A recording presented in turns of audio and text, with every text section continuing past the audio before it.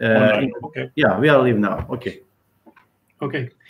So welcome everyone. For those who kindly joined us today to listen and watch this important conversation, a special event about Israeli-Lebanese maritime dispute and the peace negotiations. We have about an hour and a half, including questions and answers, to go over this important regional issue. Here in Istanbul and in Ankara, we are proud to bring this special event for your audience. Let me start by introducing our guests. Firstly, myself, I'm Süha Çubukçuoğlu, the Middle East liaison for TESPAM, Turkish Energy Strategies and Politics Research Center, based in Ankara. I'm myself based in Istanbul. We have two distinguished guests today. Rear Admiral Dr. Shaul Chorev is the former head of the Israeli Atomic Energy Commission and former Deputy Chief of Naval Operations. Dr. Chorev is the director of the Maritime Policy and the Strategy Research Center, the WIDRA Division for Shipping and Ports, and the ESRI Center for Iran and Gulf States at University of Haifa. As a retired Israeli Navy Rear Admiral, Dr. Chorev has also held numerous senior positions in the Israeli defense establishment. Second, we have our guest, Dr. Benny Spanier. He's a research fellow at the Maritime Policy and Strategy Research Center. Dr. Spanier holds a PhD in law from the University of Haifa, where he's teaching, and his research interests are in international public law and maritime international law, with an emphasis on international tribunals. Within the framework of the center, he has published a number of articles relating to Israel's maritime boundaries in terms of the law of the sea. And also, as usual, we have our president at TESPAM, Mr. Oğuzhan Akyener, with us, joining us from Ankara. Thank you, gentlemen, for your time, for your commitment and kindness to be present at this important event. Let me start. Before we start, actually, let me just make a quick note that we initially thought to make this event a joint conversation between Israeli and Lebanese counterparts. However, the speakers we invited from Lebanon unfortunately declined to join us today, and also the ambassador of Turkey to Beirut, His Excellency Hakan Çelik, had scheduled to join this webinar, but due to another urgent commitment, he had to cancel his attendance. So we are covering today's event mainly focusing on Israel's position and viewpoint from how it looks from Tel Aviv, how this dispute has started, how it's progressing, peace negotiations are proceeding. And we hope someday in the future to also have our Lebanese guests with us to share their view. So let me start by asking a question, or maybe before we start, Dr. Chorev, Dr. Spanier, do you want to say anything, or do we want to share a presentation, or should we just go into the Q&A session? First, I would like to thank you very much for inviting us to participate in this important symposium or colloquium. We in the University of Haifa attach great importance to what we call the track 2, or from academia to academia, collaboration and relations. And I think that we have the advantage of sometimes not presenting only the government policy, but what is are doing through our researchers. So to be short, I would like to thank you for this opportunity, and I hope that in the future we'll have to meet in such events also other friends from the Middle East, which in the diplomatic relation, it could be a track 2 opportunity. Thank you, Dr. Chorev. And Dr. Spanier, over to you. No, I agree with Professor Chorev. Everything he said is great. All right. Oğuzhan, any remarks, anything you'd like to add to the intro? I think you have done a good introduction, and also the Mr. Professor Shaul. I think we are going to listen an important and good presentations regarding with issues that we are dealing with. Of course, the peace and the solution of the conflicts are very important regarding with the region, and there are many new opportunities that we have to deal with. For example, the energy that I'm going to talk about. Thanks very much for attendance, for also the listeners. Let's start. Okay, let's start. Let me again turn to our guests. Would you prefer to do a short presentation, or should we go ahead with the Q&As? I think that we prefer to go with our presentation. It will give you some insight into what we are thinking about, and then we'll take the Q&A. Okay. Professor Shaul's presentation is now online. Everybody can see it. Okay. Okay, so I'll start. First of all, who we are. We are, a center within the University of Haifa, and the name is Maritime and Policy Research Center. We use the acronym of HMS, which have a dual meaning, and our aspiration or our vision is to be a leading Israeli academic multidisciplinary research center in the maritime policy and strategy, focusing on Eastern Mediterranean, the Red Sea regions, Iran, and the Persian Gulf. So this is our vision. The center was established in 2016, so we are a very young one. And the University of Haifa, which is located in the northern part of Israel, has a mix of students. About 30% of the students are minorities, not Jewish, but Muslims, Druze, other. So we have within the university the advantage of many idea, many point of view, which is very unique to the Haifa University. First of all, I would like to start with the elimination of the maritime boundary. What are the global trends? And I think that most of the maritime boundaries in the world today are not agreed upon. And in 2014, out of 430 disputed maritime borders between countries, only less than 200 have been settled. So what I would like to mention here is that this issue is not only unique to the Lebanese and Israel, but is a very probable issue all along the world itself. And the dispute between Israel and Lebanese regarding the location of the borderline is not only the maritime boundary, but is land and sea. And I would like to give you some insight about milestone, what is happening in the land boundaries. So as you might know, 1960, it was in the middle of the World War I. There was an agreement which we call Sykes-Picot Agreement, and the outcome of a secret negotiation between Mr. Mark Sykes and the French Mr. Georges Picot, former consul in Beirut. And they didn't visit the area or the field, and by map and pencil or pen, they draw the border line. And it was with big problems. All the north part of the Palestine was cut and was under a French authority.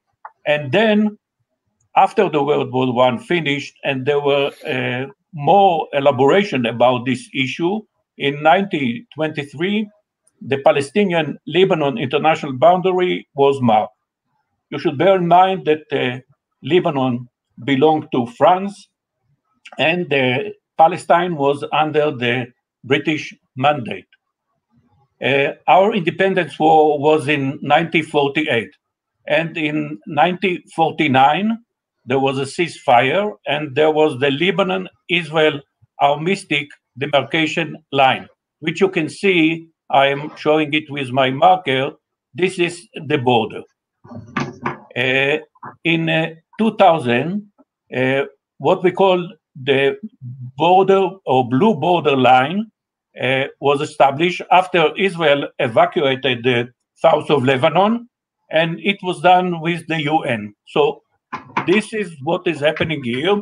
And there are also 7 points, including the Shaba farms, which is here in the Upper Galilee, that it was not agreed upon. From here, I would like to go to the maritime border, and I think that the determination of the boundary line, land and sea, is basically different from each other. The methods and things that my colleague, Dr. Spanier, will speak about it later. Israel has delimited a line extending northward, while Lebanon line inclines southward. So here in the map, you can see the red triangle, and this is the area with a conflict, because Israel thinks that the line is the northern part, and Lebanon thinks that the line is the southern part, and the area which is between these two lines, if you extract it to the sea, is about 860 square kilometers. And you can see in the Israeli side, there are several gas fields, hydrocarbon fields, that we succeeded by the exploration and development. And during the evaluation, or according to the evaluation, this area should be also rich with hydrocarbon, oil, or gas. And when we are speaking here, the maritime border dispute is both over the demarcation of the territorial water, which extend to 12 miles, as well as over the demarcation of the EEZ, which you can see here is going between Israel and Cyprus and between our neighbors. So it's not only about the EEZ, it's EEZ and the territorial waters.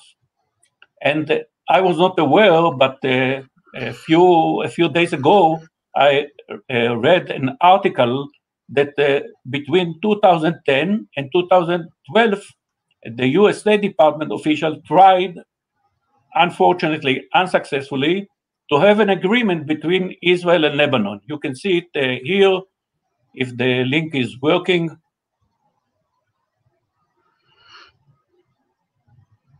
Here is the new lines parting the sea, and the guy who was the mediator at that time, or an expert, was Frederick Hoff. You can read this article, and it is fascinating because there were no reasons why not to succeed in this mediation, but they failed, and they last for about. We lost Shaul, I think. Yeah, I think he dropped off. Let's wait until he reconnects. But didn't succeed. And from here, I would like to handle it to Dr. Benny Spanier, who will continue with the history of the conflict. Please, Benny. Thank you, Shaul. Thank you all for participating in this presentation. Benny, I can't hear you. Do you hear Benny? Yes. Yeah, we yes. can hear. Shaul, something with you is not. You went down and you came back. Do you hear Benny or not? Yes. Okay. Yeah. Is it possible to share the presentation again? If Shaul, you are we need you to share the presentation. Just a minute. Let me go over and see. In a minute.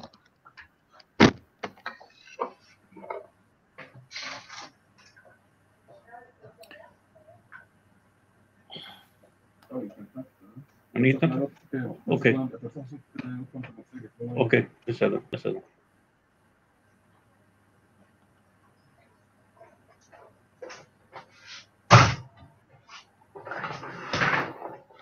צריך לעלות מחדש. Shaul, can you hear us? Shaul? Just a minute. Shaul? Shaul? Shaul, we can hear you. Shaul? Just a minute. I'll look over it. No problem.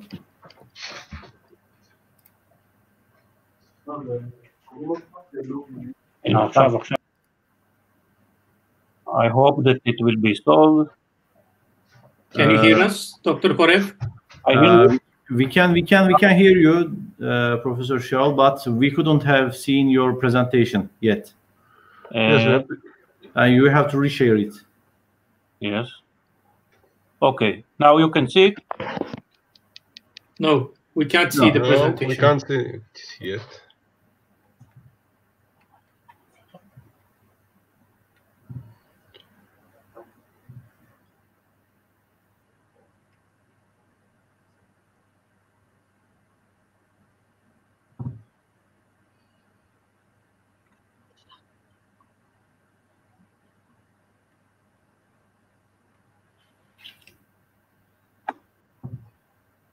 Now you see it? No. Not yet. Not yet. No. I need this. Because wait. Okay. Wait. Now you. No. Now you can see it. Oh, we can't. Yeah. I see. Okay. You see? Okay. Okay, now it's back. Yeah. Okay, here we go. Thank you very much again. So we are back on the track. So as we can see, there are several dimensions to this exclusive economical zone conflict and the peace negotiation between Israel and Lebanon. Probably we will dealing with some of them later on, and we'll go in deep to them. I would like to concentrate on two challenges that are significant to the negotiation from the legal point of view. There are, of course, many legal things and issues in this negotiation, but I would like to concentrate on two of them. As you can see, the start point and the maritime borders. Shaul, can you change the slide, please? Start point is the place in the land or in the sea from which the border line is starting. In our case, a point in the land from which the boundary exit to the sea. This point is crucial because the line cannot be drawn without being confirmed by the two sides. The question is, where does this start point located at Ras al-Nakura, Rosh Hanikra as we call it in Hebrew? We can see here the picture of Ras al-Nakura from south, the Israeli side, and Shaul is now pointing this place. As Shaul said, the border between Israel and Lebanon is an historical one.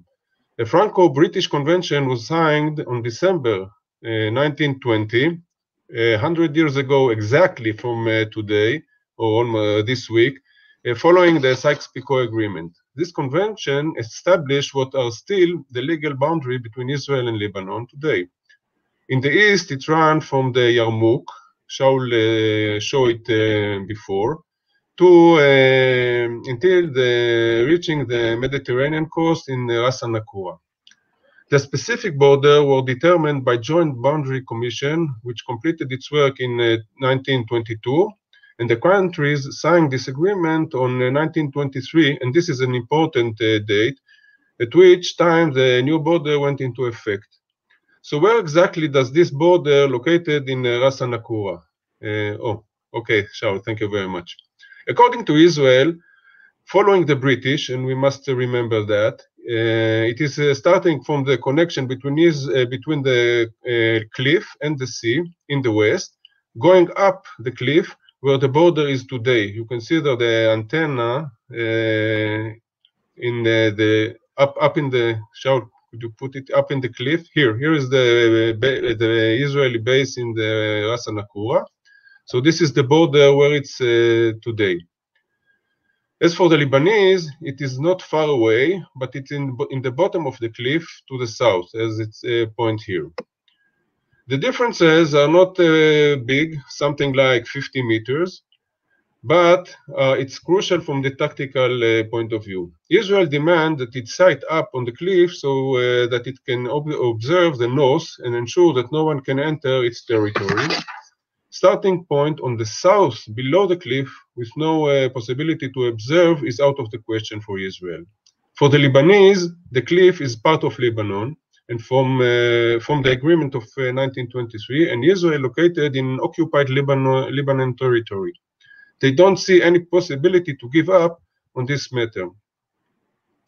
So at the moment, as we can see, there is not possibility to draw the borderline because there are no agreement on the starting point.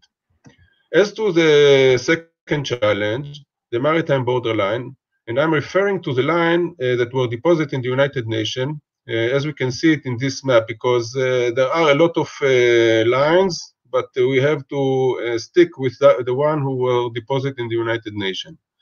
According to Israel, the borderline is from the Ras Nakura, as I showed before, to the point where the maritime border ended according to the agreement between Cyprus and Lebanon, an agreement ratified by Cyprus in 2007, but not by Lebanon. Point number one, as Shaul shows now. Can you change the slides, please, Shaul? Okay, so Israel believed that this is the border because Lebanon revealed its opinion by ending its border with Cyprus in this point. This is the equidistance line regarding the special circumstances. As for the Lebanese, they drew what they see as the equidistance line from the start point at Ras Nakura.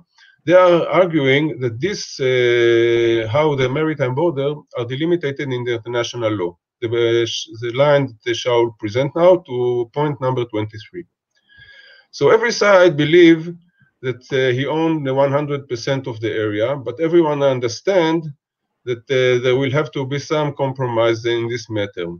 So this is the only way to, as we see it, to solve this kind of conflict. Back to you, Shaul. Thank you very much for the time being. So the negotiations of the maritime border. So as I mentioned, the U.S. tried several times to bring Israel and Lebanon to the negotiating table for the past decade, and I indicated about 2010 and 2012. In September 2020, Israel and Lebanon reached an agreement to negotiate on their maritime border. And you can see this is the place, Nakura, in the Lebanese side of the border, in a UN camp. And we, with the Lebanese and the US and UN, established a formula that would replace talks under US mediation and UN sponsorship. So providing the UN with a meaningful role to play in this process. So mediator US and also UN. David Schenker, who is the US Assistant Secretary of the State for Near Eastern Affairs, and US Ambassador John Desrochers attended the meeting and served as a mediators. The Lebanese delegation at the first meeting placed a demand on the table that almost double the dispute 860 square kilometer area that had been negotiated in the past. And in such a case, we are not speaking about an area of 860 square kilometer, but an additional area which is sum up to 1,430 kilometer, which means this is our northern exploration or development field of hydrocarbon named Karish. That it means that this working field should be under the Lebanon side of the border. We are very happy that the two delegations met and mediated by the US and under UN auspices, and the third round of talks held in November 9th. And what is also a good message is that both sides agreed to resume talks in December 2020. I'm not sure that these talks will continue. Maybe there will be some kind of delay till the Biden administration will start to work, but nobody said no. And from our side, our energy minister, who is a member of the cabinet, Dr. Yuval Steinitz, is leading this talks. He's not participating, but this is under his responsibilities. And he mentioned that the Lebanese has to realize now that there will be no exploration and development of their territory until this dispute is over. which we think that this area, you can see it on the map, this area, which is called Block 9 and supposed to be rich with hydrocarbon, is the next exploration area, because in this area they didn't find anything. Why essential to solve this conflict? I think that an agreement should reinforce stability with Lebanon and make it more difficult for Hezbollah to escalate the situation on the border. If both sides have something to lose, that means Israel has fields, gas fields, and Lebanon, somebody who would like to start to do some kind of escalation will think about it twice. The extraction of the natural resource on the maritime border area will help Lebanon to contend with the unprecedented crisis into which it has been plunged. You can see here what happened in the port of Beirut. I don't have to elaborate about it, and you can see the demonstration which present that the people in Lebanon have some kind of a severe and economic crisis. And I think that if Lebanon it needs to resolve the dispute, as foreign companies currently hesitate to realize permission or invest in the exploration. It's trivial that they will have to bring in some foreign company to do the exploration and the development. And if an agreement will not be succeeded, no foreign company will danger their assets to come here. And I think that the US has proven that it is still a significant player, not only in the Gulf, but also in the Mediterranean. Since the Sixth Fleet evacuated the region and the influence of the US depleted a little bit, I think that the peace we have now with the EU, Arab Emirate, United Arab Emirates, and Bahrain, and if such an agreement will achieve, it will give the US, again, the role of a player in this region. Israel's interest is to try to use this framework to promote a solution to the dispute points along the blue line. So maybe it will be the first step to solve the rest of the 7 points that we haven't yet settled with Lebanon. And I think that an agreement between Israel and Lebanon will in the future also allow for cooperation on issue of emergency environment protection. Anybody who is developing and using such a field knows about emergency, about exigence, about flows, about pollution. And I think that the border is not distinguished who is Lebanese, who is Israeli. So I think that if they will develop it and we will come to an agreement, later we can handle also some kind of cooperation in this area. So I think that we try to present the historical background, the attempts in the past, what is going now in the negotiations. We try to be optimistic. I think that it will be for the benefit of Israel, because in Israel also there were people that tried to convince not to compromise. And we as a center, we advocate that we will have to compromise with Lebanon on this area. I don't know if the formula is 50-50, 60-40, but I think that nobody can gain all the advantages here, and we will have to compromise. So I think that other issues that I try to mention is sometimes when you develop gas reservoir, you find that you share it with other countries. For instance, here we have the biggest, not the biggest, Cyprus have the biggest reservoirs of Aphrodite, and in the other side of the border, we have our part. And you have to negotiate how much you pump and how much the other side pump. So in our view, the preferred solution is a compromise between the parties on the disputed territories. And I would like once again to thank you for inviting us to present our position.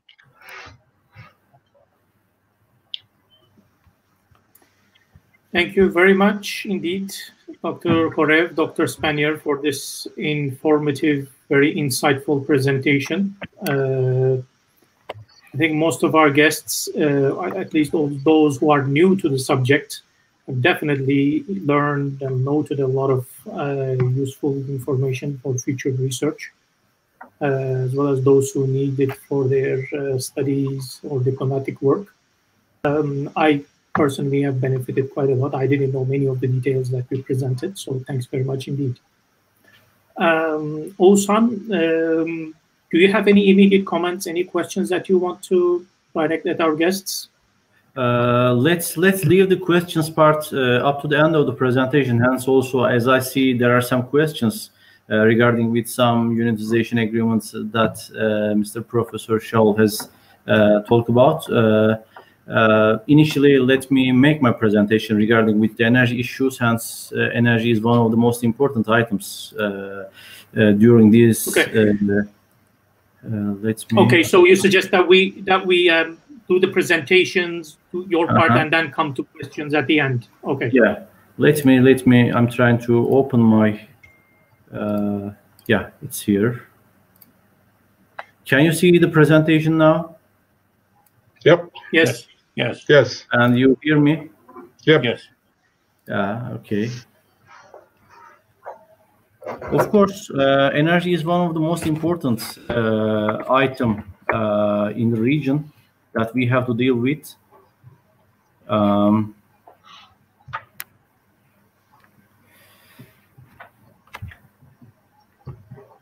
Let's initially talk about the potential. Just a minute, I couldn't open. Yeah.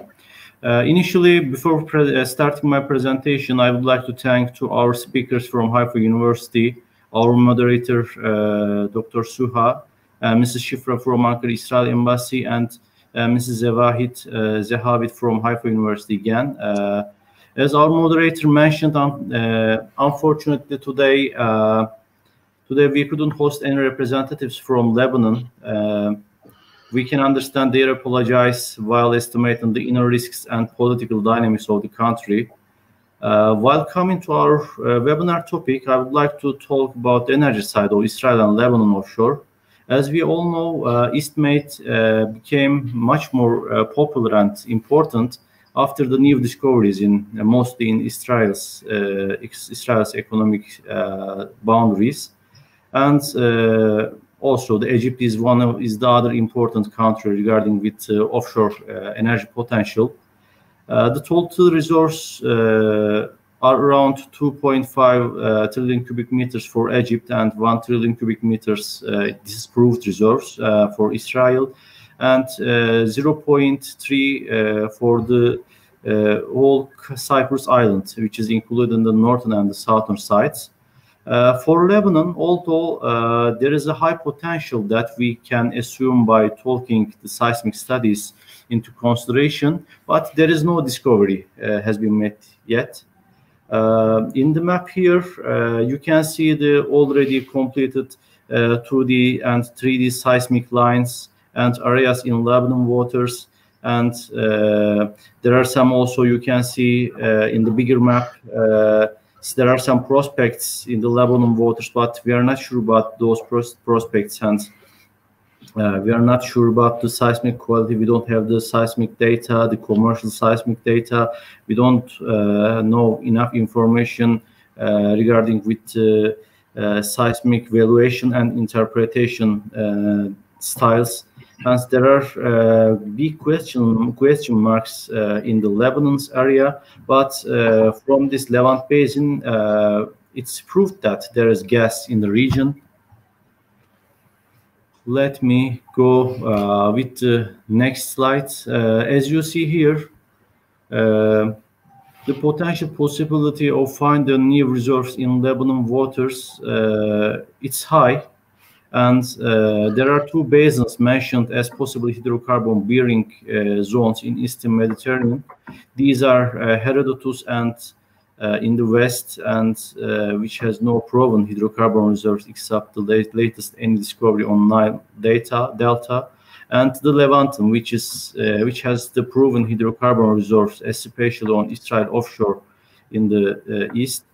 The ECP on the previous map, as I showed you, means the Eratosthenes Sea Mount. It's a hill which acts as a barrier between those potential basins. By analyzing these two basins with the help of several seismic sections and technology settings, this will give some clear insights to anticipate the Eastern Mediterranean hydrocarbon potential. According to our geophysical interpretation team in TESPAM, by evaluating the existing public seismic data of the region, we can see that the discoveries such as Leviathan, Tamar, and Aphrodite state that the basin's hydrocarbon potential is proven. Source and rock reservoirs are present as well, and simplicity of the tectonic settings requires a unique approach to estimate the general characteristics of the basin, and seismic evidences give some insights to geological settings and tectonic history for hydrocarbon generation. And the above seismic maps you can see here in the slide show that the basin's hydrocarbon bearing potential is increasing in the east and north directions, which means there may be a higher gas potential in Lebanon by comparing to Israel. However, there are no drillings or no evidences or no discoveries found up to yet. And in addition, we have to again mention that we are not sure about the seismic quality, commercial seismic data.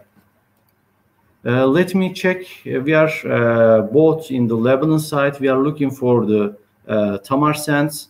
Lebanon offshore, as also our colleagues has mentioned before, has not yet discovered any recoverable gas reserves, but the geological data indicates that there's a potential for Lebanon to possess significant gas resources. By drilling the first well in offshore Lebanon, the concept of the petroleum systems will be either proven northward, as it has been in the southern part of the Levant Basin, or it will be limited to the southern part of the basin. But unfortunately, we couldn't get enough clues about this situation after the completion of the first well. And the southern part of the Levant Basin offshore, all the ingredients of the petroleum system have been proven, and hydrocarbon has been found. But offshore Lebanon, all what it needs is only a new one well for discovery.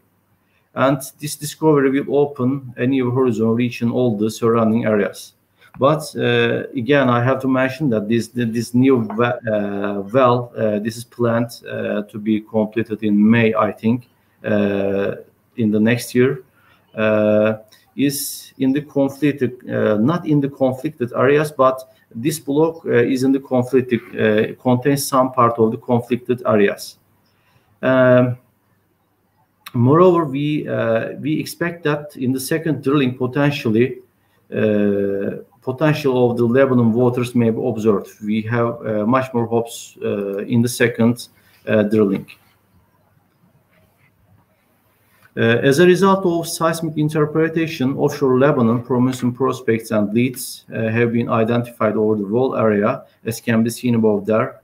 Are several structures features. These traps are structural sites such as symmetrical anticlines and their three-way deep closures with fault control on the fourth direction, and stratigraphic traps such as pinch outs.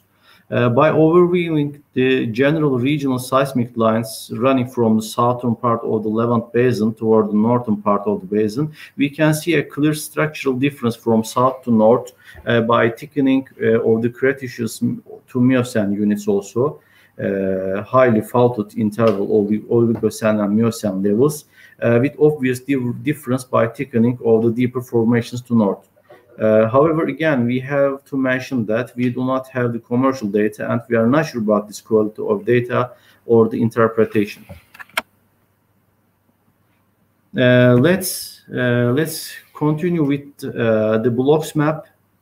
Here you can see the open blocks and the water blocks and the block boundaries, which is an official map from the Minister of Energy and Water from Lebanon. But this map also includes the conflicted areas also.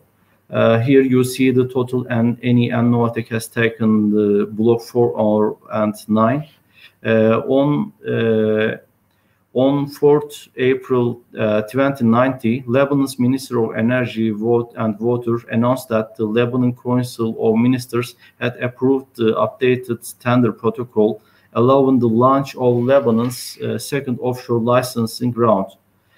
In late May 2020, it was announced that the licensing round will be further delayed as a result of the global coronavirus disease and outbreak, in addition to decline in oil prices.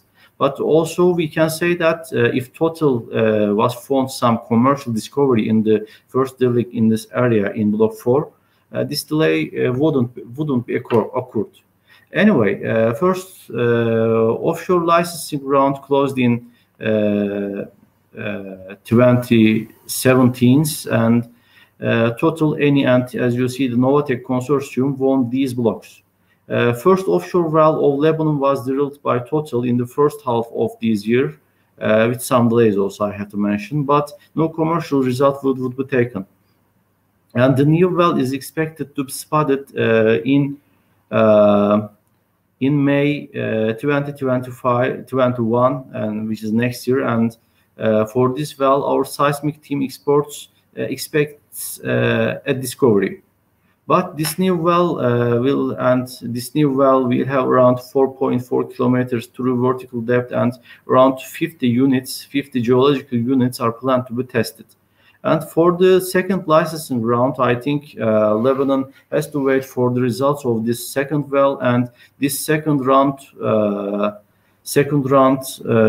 include the block 1, as you see from the map, block 1, block 2, block 5, blocks 8, and block 10. Let's continue with Israel's gas production. Israel's gas production up to 2015. This is in these previous slides I have mentioned some issues regarding with offshore potential of the Levant Basin, which is included in the Lebanon offshore site. And these slides are prepared by our TESPAM team, and we have estimated a long-term from the long-term side Israel's gas production up to 2050s, and we have taken into consideration all the new fields from Dalit, Karish, Tanin, Tamar, Southwest, Leviathan, Noah, Mari, and Tamar.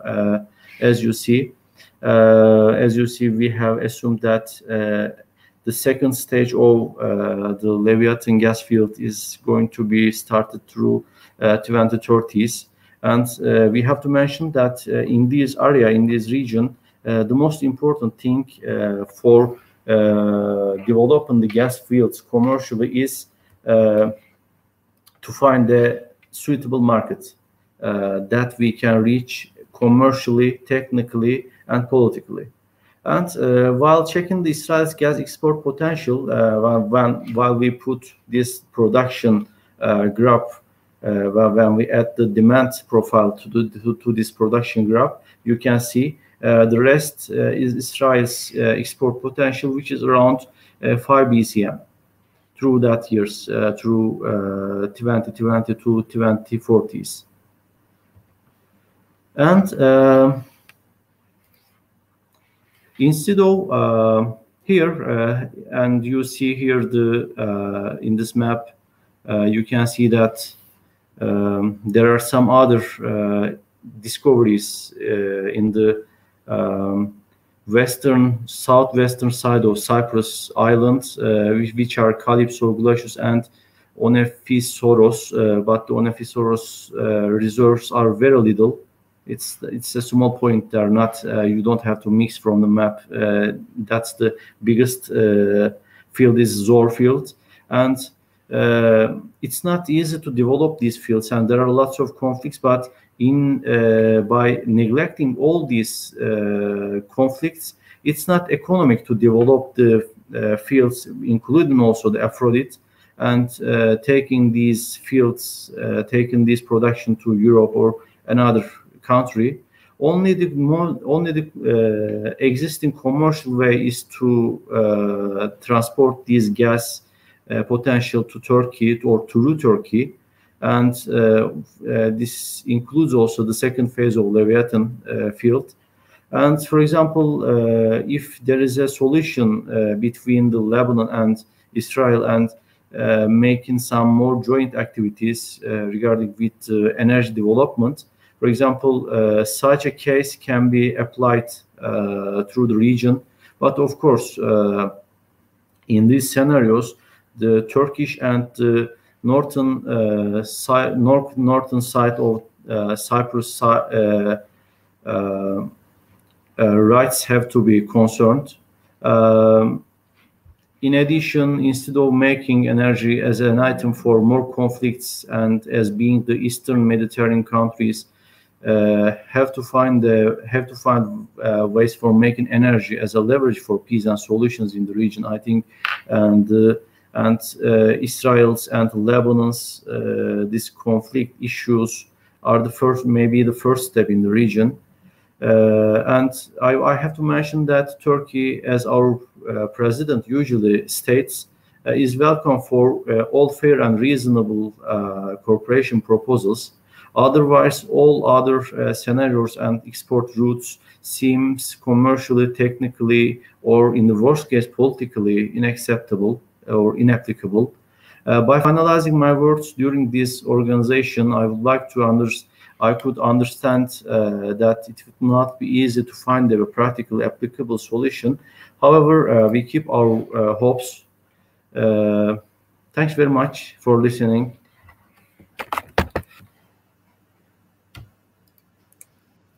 Thank you, Oğuzhan, for this detailed, informative presentation.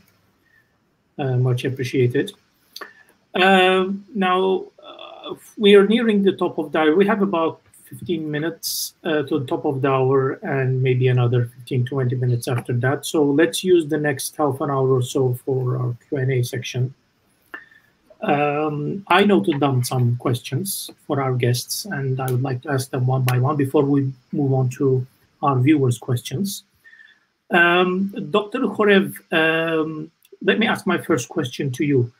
The two countries, Israel and Lebanon, do not recognize each other. There's no diplomatic relationship. If Israel and Lebanon can reach a resolution on the maritime dispute over this disputed area, can this be a catalyst for a wider reconciliation and eventual mutual recognition between Lebanon and Israel? Yes, and I think that I pointed out that, the diplomatic relationship between the US and China, which is currently not so good, but they began at 1979, if I remember correctly, by a table play between both country delegates. And then it improved and improved.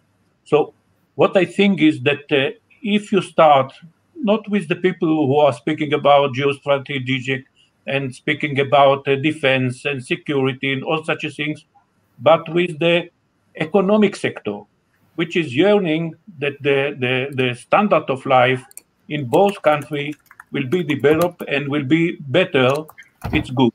And we can see it with a very good example with Turkey. I think that the relationship between Israel and Turkey is not so good as it was in the past. But if you evaluate what are the trade and the export import, I think it's more than $1 million or billion. So once you want to have some kind of relationship, you have to start with some economic, improving the standard of life. And I think that in your question, you are right. I think that it might be the first milestone that will lead in the future. After that, we will take off all the other hurdles to a better communication and maybe to diplomatic relationship.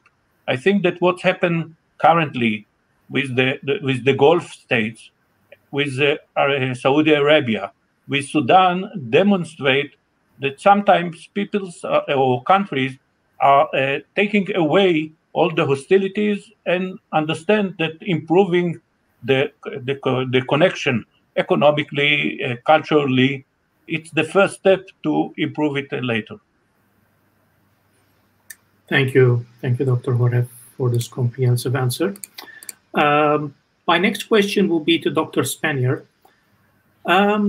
Israel is not a party to UNCLOS treaty, as far as I could find from my initial research before the conference, but Lebanon is a party to UNCLOS. The dispute between the two countries is similar in some way to the situation between Turkey and Greek Cyprus, or the quote-unquote Republic of Cyprus, the so-called. If the two sides, let's say Israel and Lebanon, through negotiations cannot reach an agreement, is there a possibility to take the case to International Court of Justice for adjudication? Would Israel accept the court's jurisdiction? Thank you very much for the question. I think it's a very good question. First of all, Israel is not a part of the UNCLOS, United Nations Convention of the Law of the Sea, but it's accepted as a customary law, which is very important. Israel will not do anything which is opposed to the convention. There are a few reasons why Israel is not side to this convention, but if we will come to negotiate the conflict with Lebanon, from my point of view, the convention probably will be the right way or the right base to start the negotiation. As to taking the conflict to international tribunal or international court, well, this is for Israel. This would be kind of a problem because Israel usually prefer not to get into international organization and to solve the problem bilaterally. We think this is the most convenient way, and we think this is the most efficient way to do it. We don't have very good experience, I would say it very, very gently, with international forums. So in that case, we prefer mediators like we are doing right now. We believe that with mediating, we'll get the best results in this case. So for your question, we prefer to solve it by mediators or bilateral talks. If I may add something, with your permission. Yes, please. Of course. Yes, please. My experience in international fora is that Israel, let's say, is in a bad position when it's enter the room or the fora, because there are countries who are not voting according to the subject, but voting according to the groups that they are belong. So I experience it in the IAEA. Once we have the groups of, let's say, non-alignment country, all of them took a position, and Israel can't influence it. So we think that international fora, it's not an advantage for Israel, and I agree with what Dr. Spanier mentioned, that mediator or direct talks are better for Israel. And when we are speaking about the law of the sea, I think that you in Turkey can recognize also, and we mention it, Turkey in the Mediterranean has a length of coast of 1,800 kilometers. If you will measure what is Turkey EEZ according to the law of the sea, it's a very, very small portion. So not almost law of sea that are good or appropriate for other situations might be good for countries, and we tried, even though we did it in other fora, to mention sometimes that's not law of the sea. If somebody has a 1,800 kilometer long of shore, he deserves more the size of the economic zone than it's according to the law of the sea procedures. Yeah. Thank you for your additional comments. Yeah. In addition, I would like to add something. As I know, I'm not a lawyer, but from the maritime laws, as I know, the Turkish EEZ that we are talking about, or we say the blue land to this policy. For example, I don't remember the island name, but there is a small island near the Turkey. It's Coastal Horizon. Yeah. I'm sorry, I couldn't remember that. It's more than 500 kilometers far away from the Greece, but they say that we have to start it from there. It's not logic. For example, there are many international examples regarding with these issues. This is the mainland land, but this is a small island. All these things have to be considered from a real logic side. And maybe, as you mentioned here, from making regional organizations, by making regional organizations and keeping our logic sides together, and we can solve the regional problems here.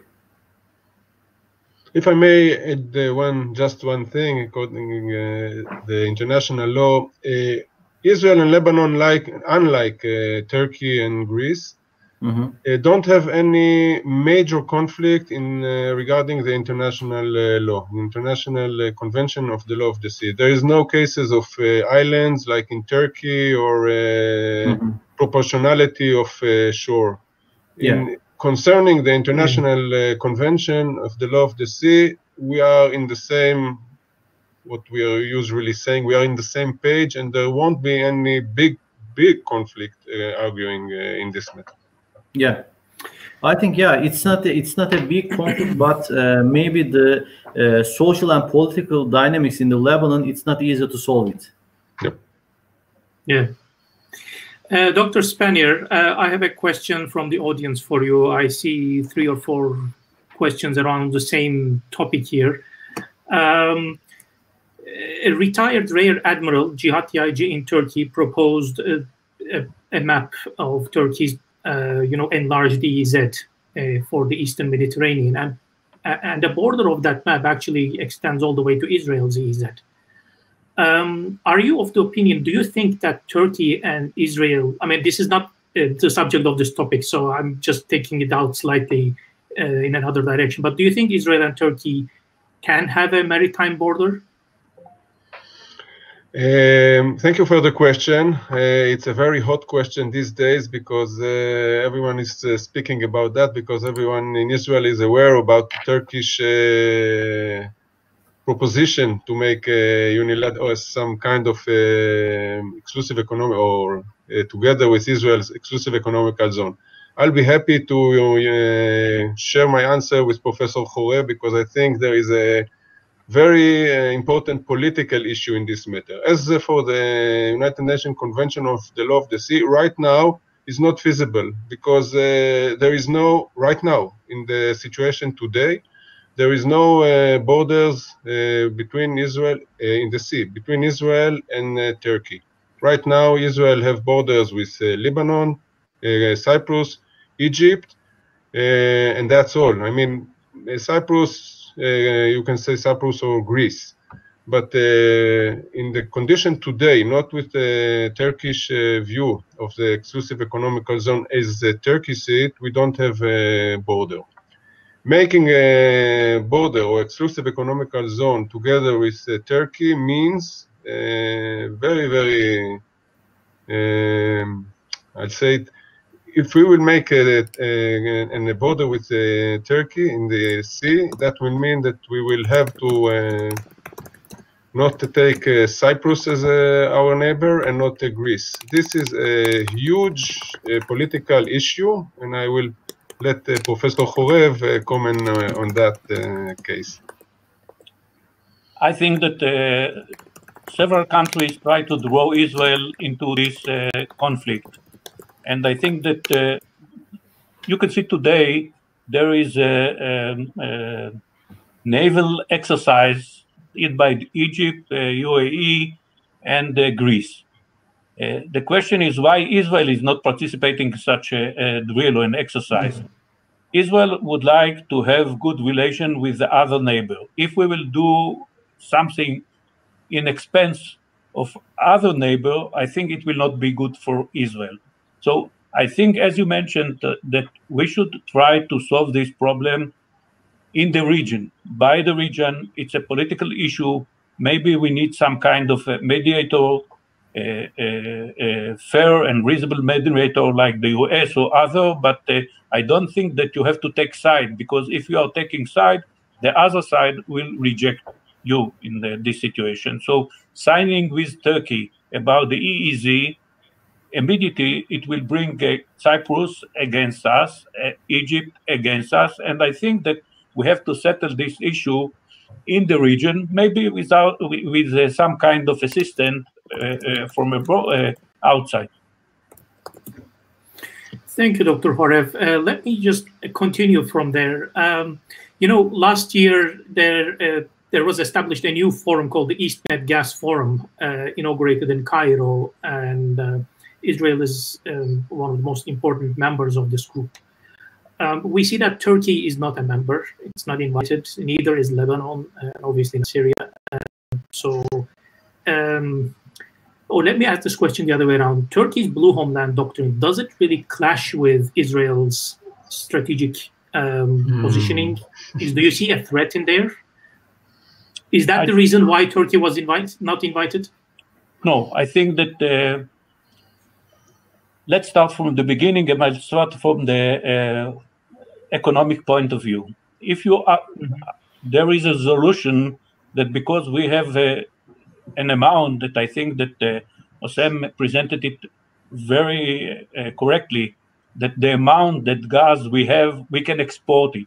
And there is a government resolution that 40% of the amount of gas that we have, it is for export, because the rest of it will be enough for the citizens of Israel for more than 30 years. If you check what are the priority or the possibility, I think that the first one was from Israel to Turkey. This was the trivial one. If you would ask me for economical point of view, it was the first priority of Israel, not speaking about diplomatic relationship, but speaking about economic. But because of the deterioration of the relationship between Israel and Turkey, Israel was forced to go out and to try and to find what are the other options to export it. So the first one, I think, is with our neighbor, and it is the best one, to Jordan, even though Jordan didn't like to do it directly through a mediator. The second one is to Egypt to do it. And there is a dream, and I think that's it for political reason, to export it to Italy. I don't believe it, because from economic point of view, let's say, to develop and to construct such a line, pipeline, the price of the gas in Europe will be so high that it will not be competitive in this issue. So when you ask me why you are in this consortium with Egypt, Cyprus, it's a default. It's default. Our first priority, if you are looking for economical point of view, was to export it to Turkey, but because of the deterioration of the relationship, we were caught in such a situation. Okay, thank you for your remarks. Noted down. Oğuzhan, I have a question for you. Yeah. If Lebanon finds offshore gas, is this mainly going to be for internal consumption, or is it some portion of it at least going to be ready for export? I have a second question after that. Yeah. I think the domestic market is not high for Lebanon. For example, if Lebanon has had such a capacity to import, maybe the Leviathan second phase can be imported to Lebanon. It's there is not so much market in Lebanon, but this is, for example, how much gas are we going to find in Lebanon? That's the most important question. But I think as our seismic team and expects, if there is a huge potential in the region and with new discoveries, the companies can find it and can develop. For example, development of the fields are the other important issues in gas projects. For example, you can find the gas, but due to economical, due to financial, due to security or the political reasons, you cannot develop the field. Then you have to check these points to be put on the table, solved, and develop the field and sell that gas, export it. For example, for the export routes, as just Professor Shaul talked about, for example, Israel's also priority is the Turkish market, but there are some conflicts to be solved. For example, some political reasons that we couldn't solve yet. But for example, for the Lebanon side also, if a huge potential occurred and some companies could develop taken the decision to develop it, they have to find the market. I think that hence all these fields are taking place in the same basin. The gas properties is expected to be similar with each other. For example, as the Aphrodite or the Leviathan or the Tamar gas, all are estimated to be a dry gas, which I mean the dry gas you cannot easily and commercially turn it to LNG form. You have to use the pipelines to export it. Then again, you need to make some pipelines to some huge market. Turkey is the solution there. Maybe within such case, if the conflicts between the Lebanon and Israel can be solved, then with more integrated and more profitable projects, you can transport the gas to Turkey, and from Turkey some portion you can take to Europe. And maybe in the longer term, for example, we are at TESPAM, we are now making some more longer estimations, further 2050s. For example, you may direct the gas from a reback site to ASEAN countries, maybe the India, maybe China. There are lots of different options that you can work on it. Okay, and when you say transport to Turkey, you mean by undersea pipeline? Yeah. Yeah. For example, as I have showed in the map, around the 40 kilometers pipeline, you can transport the gas easily to Turkey. And for example, let's assume that 5 BCM coming from Israel, maybe, for example, let's assume that 10 BCM export potential from Lebanon. Maybe let's assume that Aphrodite and Calypso and Glacius are too far away. I'm not sure about the economics, but let's assume that 8 BCM can come from in the peak level from Aphrodite. You can complete all these gas to Turkey, and with small upgrades in the Turkish existing natural gas distribution system, you can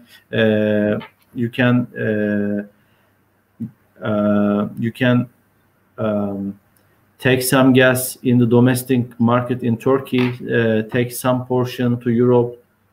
Maybe there are different opportunities. Maybe Iraq also, for example.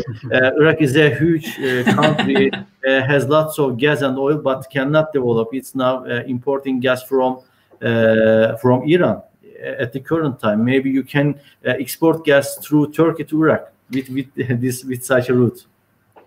Let's turn Turkey into a pipeline gas hub. Yeah, I agree. Yeah. That would be interesting. Just to take on from there, I mean, I'm fully on board with your sort of proposed, ways to overcome these different kind of commercialization difficulties. But a pipeline from Israel and Lebanon has to pass through also Cyprus EEZ and Syria's EEZ, and maybe there can be some mediated solutions there, not necessarily political, but I mean I think it's still a bit difficult in the current climate. But another idea on that would be LNG options, as you said, maybe to export from LNG terminals there.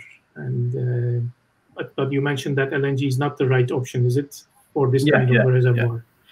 For example, actually, existing free LNG stations are taking place in Egypt, and Egypt has around 18 BCM annually export potential in LNG form, and Egypt also has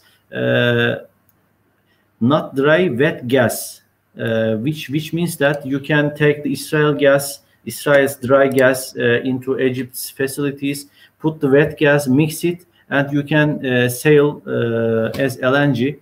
But only if you have only dry gas, you have to find some wet gas to mix it and turn commercially into the LNG form. Egypt has such chance, but for example, in our long-term estimations, by comparing all the fields and by assuming all the fields to be developed, all the existing discoveries to be developed in Egypt, through up to 2035, there will not be a so huge free volume in Egypt's LNG facilities for example, for Israel gas or for Aphrodite fields. The facilities are important also. Yeah. Have a question here about unitization agreement between Israel and Cyprus. Dr. Spanier, maybe this is for you. What is the situation in unitization agreement conflict in Aphrodite gas field between Israel and South Cyprus? Your microphone. Microphone is I think you're on mute. Yep. Yeah. Again, a very good question, and again, it's in the highlights right now in the newspaper. We are talking about Aphrodite. Israel has some, if I'm correct, something like 10% of the Aphrodite reservoir, and right now there is no negotiation of unitization of this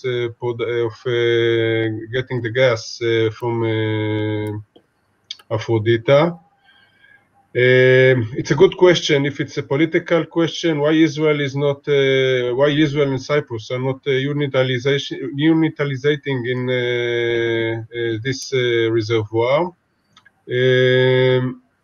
We think that there must be an agreement of unitization in Aphrodite and Ishai, and we hope it will come through and it will happen. Otherwise, if Cyprus decided to go unilaterally and take the gas with no connection to Israel, this will make Israel in a very difficult situation, and we will have to consider our next step in this case. We hope it won't happen. All right, so you're not in favor of to ship that gas? No, I would like to mention something. Look, we are a research center, and what Dr. Spanier is speaking about a research that we made, Dr. Spanier and two other colleagues, and try to have case studies in other countries and to see what were the outcome of these common fields. I think that political resolution is okay, but you have to mention it to your citizens. So what we try to do by our research, we didn't try to mention to our government, don't let the Cypriot to pump out all the gas. We try to mention to them, look, there is a gas field which is part of the welfare of the citizens of Israel. And if you would like to let the Cypriots to pump it, that's okay, but give some kind of transparency. If it's have some other elements, but tell us what is it. So that's one of the advantages of being a research centers, and I think that it's bringing us also to this conference. That I think that when you have parties that can have a track too, which is not presenting the government but presenting the research, and is based on this effect, is an advantage. And what Dr. Spanier mentioned is some of our products that we did through the research. We are not taking a political decision. We are trying to show what are some kind of elements that you have to consider and what are the possibility to do it. Excellent points. Oğuzhan, maybe the last question, if there is no other question in our guests' comments board. Do you think the EU needs additional gas from EastMed? Because you talked about pumping all this EastMed gas via Turkey or elsewhere to Europe, but looking at Europe's future energy plan, like the Green Plan, the zero carbon emissions plan, do they really need that gas?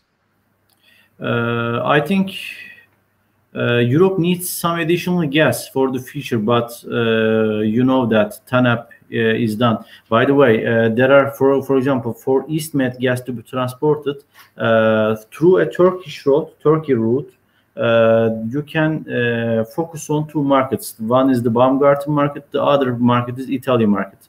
Up to the Baumgarten market, you have some countries to meet the demands, and from the other route, again, you have Italy, Greece, and such countries in that route. By the way, this site, this area, this region already has somehow fulfilled with the Russian gas, the Turkish stream, the new lines, the new proposed lines, for example, Turkish streams. Turkish stream at the initial stage has two lines. One is coming to Turkey, the other is planned to be directed to Europe, which is focused on the Baumgarten market. The Turkish stream has two other options, two other addition may be added to additional lines around 32 BCM in the future further steps.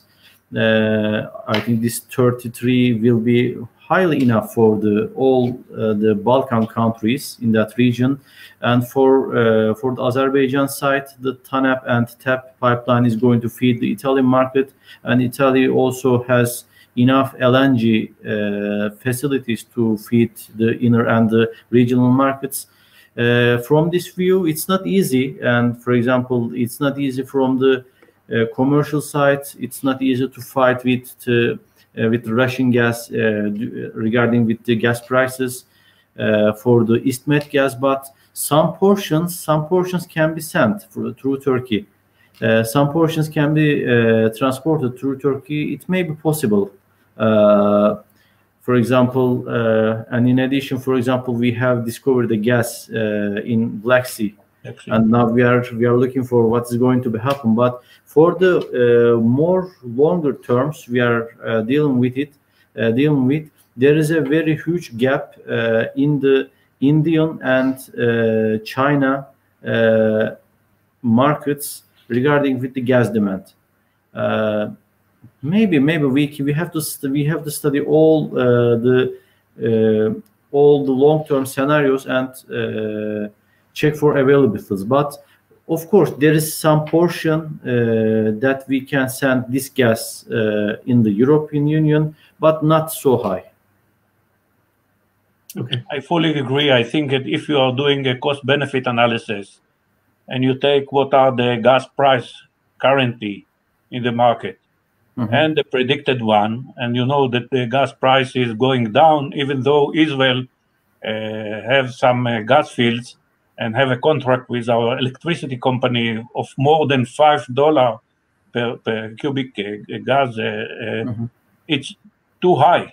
So if you are doing cost-benefit analysis, I fully agree with Sam and with his analysis of the situation. Yeah. For example, in addition, I have to add that, for example, now we are working on some different projects regarding with the electricity transportation. For example, maybe you can take the gas, you can take much more gas to Turkey, you can change the form of the gas to electricity, then you can sail the gas through Azerbaijan line to the Turkish countries or the Pakistan, Afghanistan, India. There are lots of different scenarios that we can deal with. But commerciality is the most important item for all the policies to come into the life. Thank you for your comments, Oğuzhan. You're welcome. I don't see any other questions, so I think with that, let me just turn to our guests. If you have any final remarks, final comments to make, more than welcome. Benny? No, your microphone, yeah. Thank you very much for the opportunity to speak here, and I don't have anything to add. Thank you. I would like also to thank you. I think it's a good opportunity. In our center, we have an expert on this energy and gas, and if you are looking for further cooperation, we'll be more than happy to do it. And I believe that maybe in the future, we can have some kind of track 2 discussion, and it might be good because it's not governmental, it's not taking outside the consideration, and it might be between scientists, people who are trying to do it on the face of the things. Thank you very much. Thank you, Dr. Chorev. Yeah, thanks very much. You're all welcome from the TESPAM site. It was very nice discussion and nice presentation we have listened, and hope in the further steps we can find new areas that we can make integrated studies together. Hence the region we are living together in a very conflicted region, and there are lots of problems to deal with. And I think by coming together, by putting our ideas on the table, by negotiating, discussing, by making some, somehow changing our minds and putting new things on the table, we can find solutions. I think the most important thing initially to come together and start to talk, start to discuss, and maybe I hope energy, instead of increasing the conflicts and making wars in this area, can be a chance to solve the conflicts we see in some different regions of the world, that by neglecting all the political conflicts, by starting through the energy lines, through the energies opportunities, then solving the conflicts. As for example, if Turkey and Israel agrees on such a pipeline through Cyprus and Turkey, and start some gas trade between each other, then although the Cyprus side is going to gain something, and maybe then at such a time it's going to be easier to solve the existing problems and the conflicts. And also we are sure that this Lebanon and Israel's conflict, maritime conflict issue, is one of the most important items in the region. Hence, Lebanon is planning to have this second drilling in the next year, in